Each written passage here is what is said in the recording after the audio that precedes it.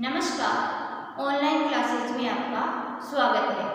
अपन कक्षा 10 में पाठ 4 का अध्ययन करेंगे, जिस पाठ का नाम है सुभाषितानी।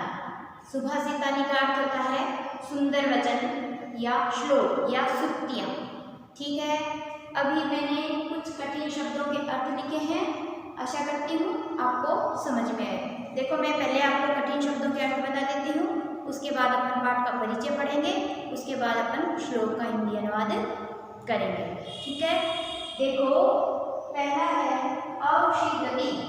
औषधि का अर्थ होता है दुखी होता है, दुखी होता है। वेदी, वेदी यानी जानता है, वेदी यानी जानता है। वायुशः, वायुशः यानी कौवा, वायुशः यानी कौवा। करी, करी का अर्थ होता है हाथी, करी का क्या अर्थ होता है? हाथी। निमित्तम, निमित्तम यानी कारण, निमित्तम का अर्थ होता है कारण। प्रकुशयति, प्रकुशयति यानी कि अत्यधिक क्रोध। ध्रुवम, ध्रुवम यानी कि निश्चित रूप से। हया, हया यानी कि घोड़े। एक अश्व यानी में भी घोड़े होते हैं और हया यानी में क्या होते हैं? घोड़े होते हैं। ये अश्व, हया, ये सब क्या है? घोड़े के पर्यायवाची हैं। नागा, नागा हाथी, गज यानी में हाथी होता है, नागा यानी में हाथी होता है और करी यानी में क्या होता है? हाथी होते हैं। ये सब इनके क्या हैं? पर्यायवाची शब्द है। उहति, उहति यानी कि अंदाजा लगाता है। ग्रहते, ग्रहते यानी कि प्राप्त किया जाता है, ग्रहते यानी कि प्राप्त किया जाता है। उदीरित है, उदीरित यानी कि कहा हुआ, उदीरित यानी कि कहा हुआ। देखो, ये कठिन शब्द थे जो मैंने इनको अर्थ आपको बता दिए हैं। अब देखो, अपन इस पाठ का हिंदी अनुवाद करते हैं। देखो क्या बताया गया है। पाठ अपना षष्ठ पाठ है, यानी कि छठा पाठ है। सुभाषितानी, सुभाषित यानी सुंदर वचन। प्रस्तुत है पाठ है विविध ग्रंथ संकलितान 10 सुभाषितानां संग्रहीतो वर्तते। यानी कि जो प्रस्तुत पाठ है इसमें 10 सुभाषितों का संग्रह किया गया है, जो संस्कृत के विभिन्न ग्रंथों से संकलित है। 10 सुभाषितानां यानी कि 10 सुभाषितां। ठीक है। संस्कृत साहित्य सार्वभौमिक सत्य प्रकाशयितुम् अर्थ गांभीर्यत्वा पदमयी प्रेरणामयता रचना सुभाषितमिति कथ्यते। यानी कि सार्वभौमिक संस्कृत साहित्य में सार्वभौमिक सत्य का बड़ा प्रकाश, मार्मिक दृश्य और इससे प्रस्तुत किया गया है और इसमें प्रेरणादायक पदों का और सुभाषितानि सुंदर वचनों का कहा गया है। अयं पाठांशः परिश्रमस्य महत्वं, क्रोधस्य दुष्प्रभावे, सामाजिक महत्वं, सर्वेषां वस्तूनां उपादेयता, बुद्धे वैशिष्ट्यम् इत्यादि विषयान् प्रकाशयति। यानी कि इसमें क्या बताया गया है। इस पाठ में परिश्रम का महत्व, क्रोध का दुष्प्रभाव, सामाजिक का महत्व और सभी वस्तुओं की उपदेयता और बुद्धि की विशेषता और इस बुद्धि की विशेषता आदि विशेषताओं पर क्या डाला गया है? प्रकाश डाला गया है।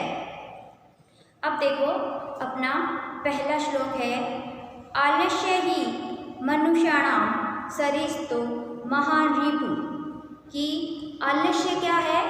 मनुष्य के शरीर में रहने वाला महान क्या है? शत्रु है। आलस्य क्या माना गया है? मनुष्य के शरीर में रहने वाला महान शत्रु माना गया है। नास्त मनसो बंधु कृत्वा एव नाशिध्यति ना औषधति। यानी कि परिश्रम के समान कोई भी नहीं है जिसको मनुष्य करके कभी भी दुखी नहीं रहता है। यानी कि परिश्रम करने के समान कोई भी बंधु नहीं है या भी कोई भी भाई नहीं है। यानी कि परिश्रम करने से मनुष्य कभी भी दुखी नहीं रहता है। यानी कि आलस्य से मनुष्य क्या रहता है, दुखी रहता है। गुणी गुणम वेति न वेति निर्गुणो बलि बलम वेति न वेति निर्बल है। पिको वसन से गुण न वायशय करी चैसिंह से बलम न मुस्क है। यानी कि गुणीन गुणम वेति, यानी कि गुणवान ही गुण को जान सकता है, गुणहीन गुण को नहीं जान सकता है। और बलवान व्यक्ति ही बल को जान सकता है, न कि बलहीन बल को जान सकता है। उसी प्रकार वसंत ऋतु आने पर कोयल ही उसका आनंद उठा सकती है या उसके बारे में बता सकती है, या उस समय को वसंत ऋतु को कौन जान सकता है, कोयल ही जान सकती है, कौवा नहीं जान सकता है। करी चैसिंह से बलम न मुश्क है, यानी कि शेर के बल को हाथी ही जान सकता है, न मुस्क है, यानी कि चूहा नहीं जान सकता है। 3 नंबर श्लोक देखो। निमित्त मूषित ही यह प्रकृति ध्रुवम से तस्या उपगय परिषदयति। यानी कि जो भी किसी कारण हम क्या करते हैं, उद्देश्य में करके अत्यधिक क्या करते हैं, क्रोध करते हैं, और वह उस कारण को हम क्या कर देते हैं, समाप्त होने पर ही हम निश्चित रूप से क्या हो जाते हैं, प्रश्न हो जाते हैं। हमें किसी कारण कोई उद्देश्य में करके अत्यधिक क्रोध करते हैं और फिर क्या हो जाता है, उसी कारण को, वो जो कारण होता है या हमें किस कारण से कोई क्रोध आ जाता है, फिर हम क्या कर जाते हैं, क्रोध करते हैं। अगर वही क्रोध थोड़ी देर में वह समाप्त हो जाता है तो हम क्या हो जाते हैं, वापस प्रश्न हो जाते हैं।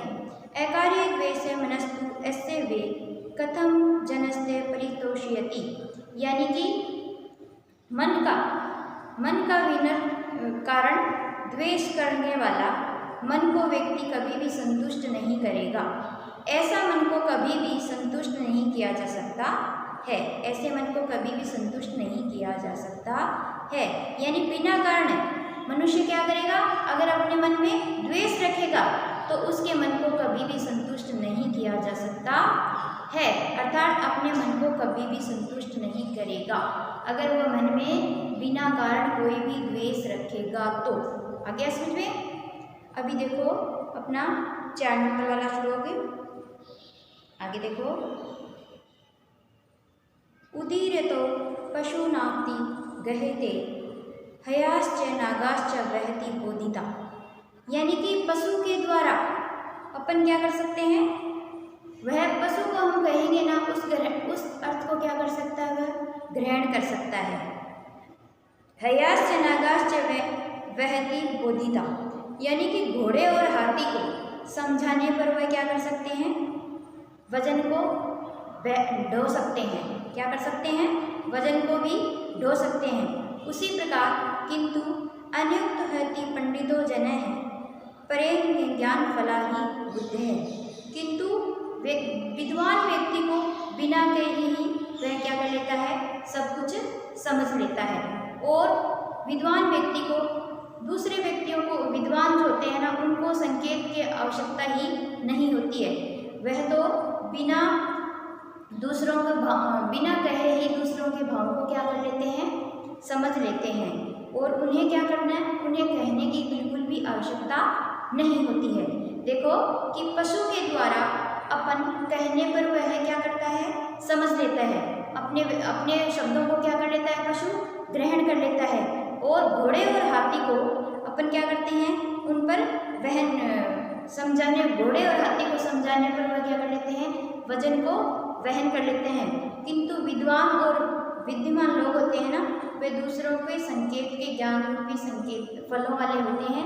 वे बिना कहे ही दूसरों के संकेतों को क्या कर लेते हैं, समझ लेते हैं। यानी कि उनको कहने की जरूरत नहीं पड़ती है।